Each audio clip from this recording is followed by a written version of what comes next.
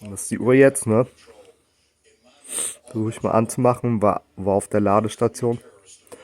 Und man sieht schon, ist so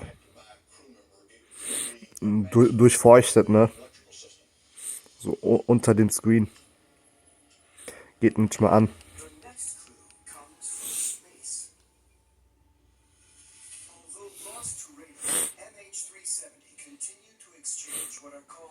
So ist jetzt Gegenlicht, ne? Also wäre erstmal Licht ist auf dem Screen an, aber geht nicht mal an. Habe ich mal versucht gehabt, auf der Hand zu lassen oder auf dem Arm zu lassen, aber hat kein grünes Licht mehr gezeigt. Sense mit der Uhr. Ist nicht gut gelaufen.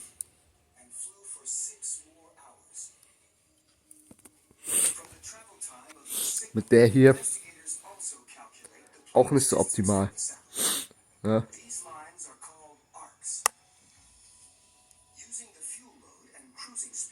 So, das sind wir erstmal Wasserstiere da oben auch.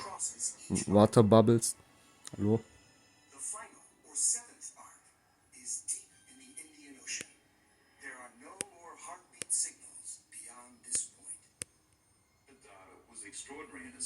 Will nicht. Aber die Uhr geht wenigstens noch.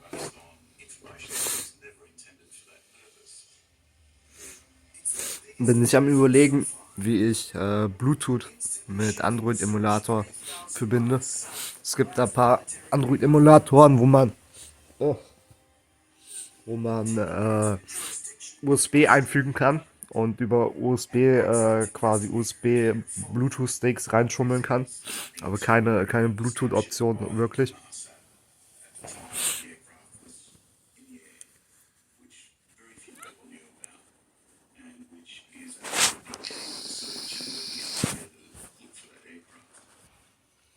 Haare gewaschen mit dem Hanfsamenöl. Nicht so super empfehlenswert. Sieht jetzt nicht so gut aus. Schrägt sich merkwürdig und franzt.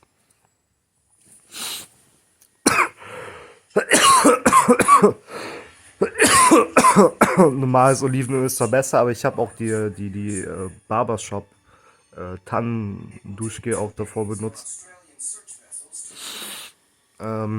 Ich wollte noch was machen, zeigen.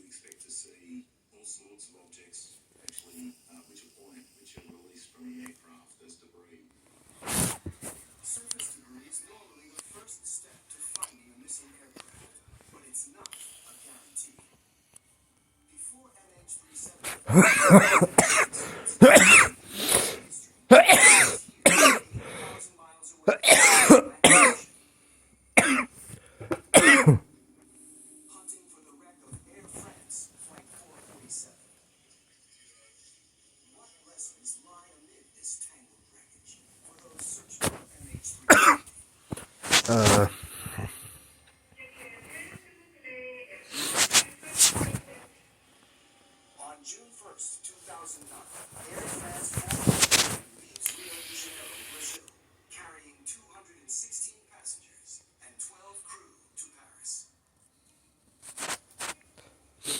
Ach ja, genau. Jetzt fällt es mir wieder ein. Vape, ne? Abziehbar.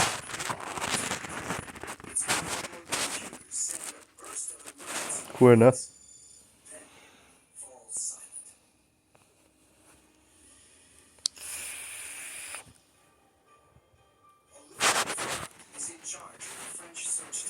Habe ich aber nicht nachgeschaut, ob es auch andere Mundstücke gibt. Aber theoretisch wäre hier so ein flacher ganz gut. So ein flacher. Und dann so ein flacher mit gewölbt. Dann, was gibt's da noch? flach gewölbt.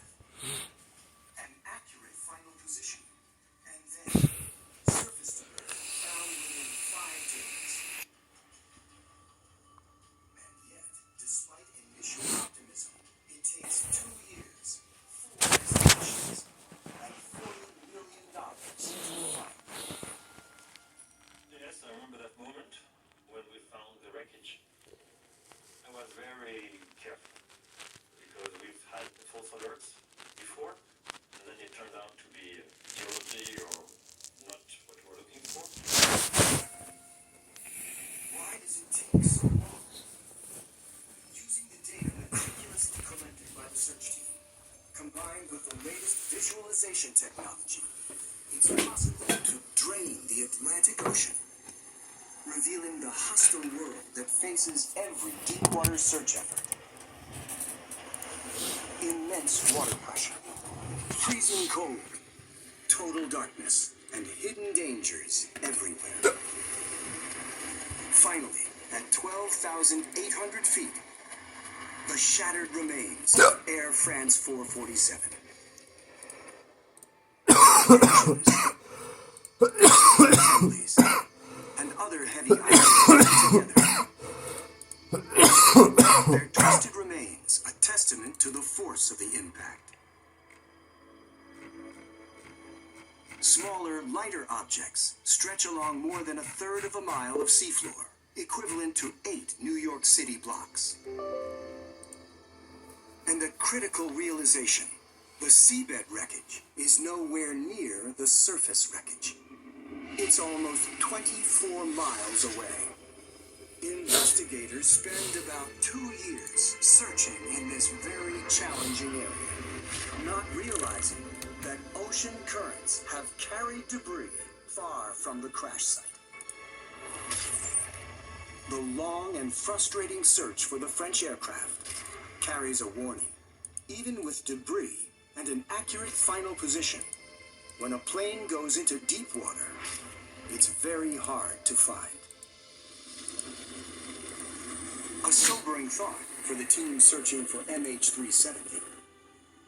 Air France was very difficult with our area of 17,000 square kilometers, but it's nothing compared to the surface that the search teams have to search for MH370.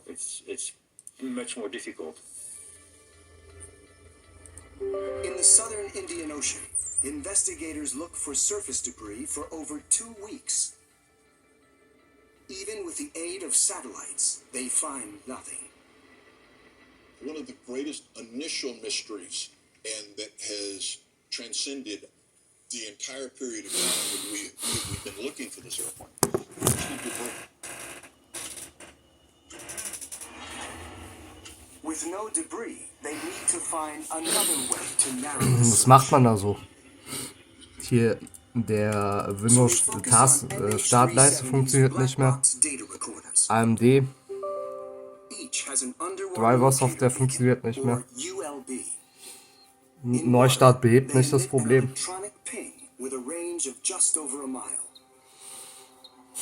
Find the beacons and you find the plane. But time is running out. Battery life on the ULBs is only 30 days, although they do last longer, they fade out. By the time the specialized pinger locator technology reaches the search zone, there are just 3 days of battery life left.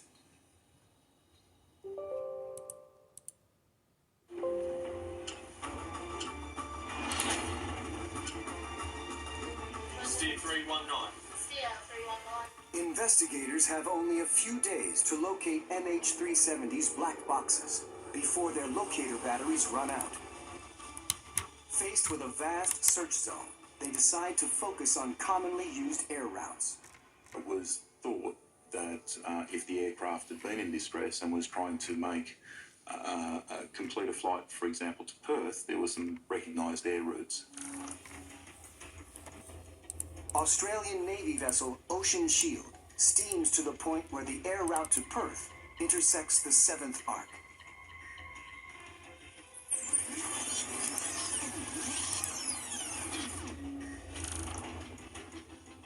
team looking for Air France 447 also used pinger locators in an attempt to discover the crash site.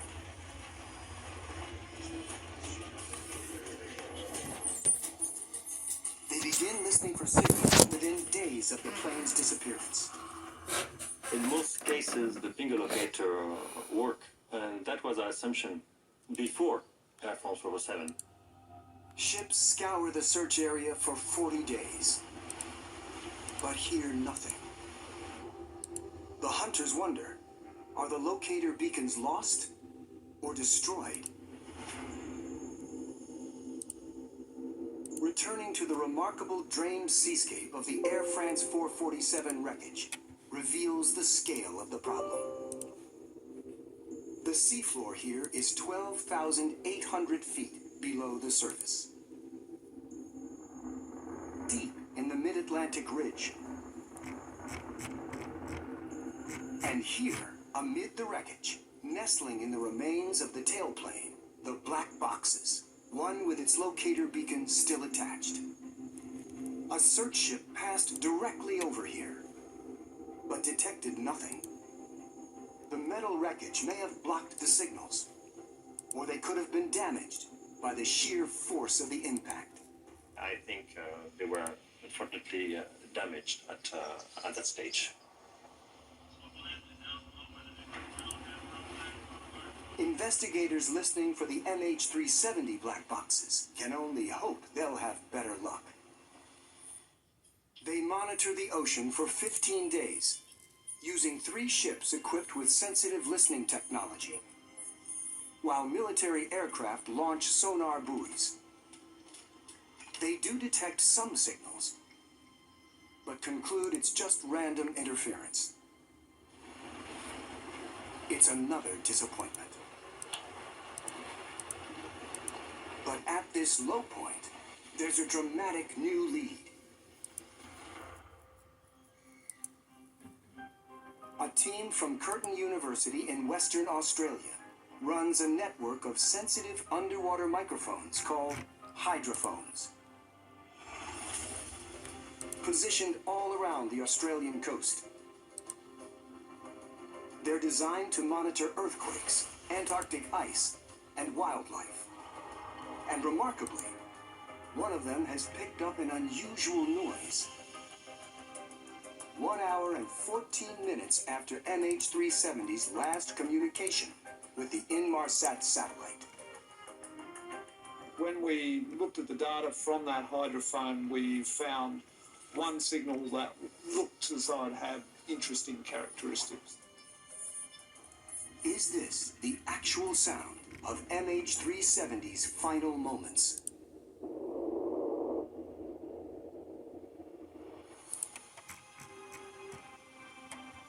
Alec Duncan's team looks for other audio recordings so they can calculate a geographical fix. One hydrophone does tell you a certain amount about the source of the signal, so you can tell whether it's a whale, you can tell whether it's a snapping shrimp, you can tell whether it's just noise from the mooring, but you can't tell direction. Fortunately, other agencies are listening too.